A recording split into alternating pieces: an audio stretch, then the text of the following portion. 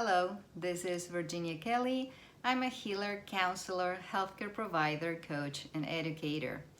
I haven't posted videos in YouTube for a while. I've been quite busy, but now I'm back to doing so based on the current circumstances. I used to go as Shrink Virginia, but I had ditched that name because even though it's short and sweet, it doesn't completely represent me or what I do. And on the other hand, if you were to look me up, what it would come up in the search is how to shrink your vagina after losing your virginity, and that has nothing to do with me. So, back to the message of the day. What I want to talk about is the dark night of the soul, what we're all going through as a collective. So, you see, up until recently, we had wars, fires, protests, revolutions, you name it. But unless you or a loved one were in the area, you could always say how terrible, write a donation, and then move on with your life. Today, though, no matter who you are or where you are, if you're not infected, you are affected. So, what do we do with that? First, we're going through a little bit of ego death. And with that, we have grief, which shows up in 5 stages. First denial, then anger, followed by depression, then bargaining, and finally acceptance.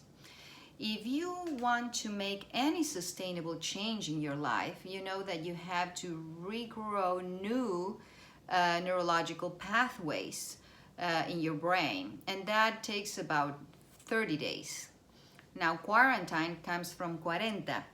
That means 40, which brings me to the 40 days of Jesus to the desert, Siddhartha's journey, what Joseph Campbell calls the hero's journey, and is the alchemical process of transmutation, which links transformation with mutation, so both growth and change, and is a death-rebirth process, pretty much like the phoenix bird that rebirth from its own ashes.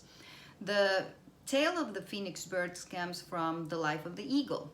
When the eagle is about 40 years old, the feathers get too heavy, it's hard to fly, and both the beak and the claws that get too curved, so it's hard to hunt and eat. So the eagle is faced with one of 2 options: to face death or to fly to the highest point in the mountain where she can bang her beak against a rock to pluck it out, regrow a new one, and with that, pluck all her feathers and claws out to regrow them all, and only after a while, when she's ready, go back to life for another 30 years up until she's 70. So, this is what the alchemicals call the philosopher's stone, the secret to eternal life, the conversion of lead into gold. It was a metaphor, though some people actually tried to do that, but it was a metaphor for the transformation of the human animal into a human god, and it's a spiritual process, and usually is tinted by pain and fear. Now, fear can be more of a key rather than a lock. And for different people, fear shows up in different ways. But as Leonard Cohen said, forget about the perfect offering. There's a crack in everything, and that's where the light comes in.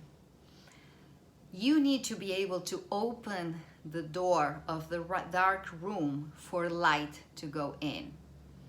Personally, as a member of a family of healthcare professionals, for me, my fear was coming out of my spiritual closet, because before, there's a coziness with the backup of science, and now I'm opening myself up to the vulnerability of being criticized or not respected. But again, all of that goes with the realm of the ego.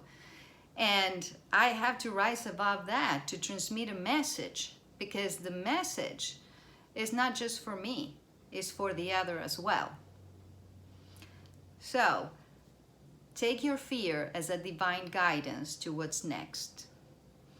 If you have any questions, feel free to contact me at virginiakelly.com. The link is below. Please like, subscribe, share, hit that little bell for notifications, and if you want access to exclusive content, go to patreon.com. All the links are below. Thank you very much. I see you in the next one. Bye-bye.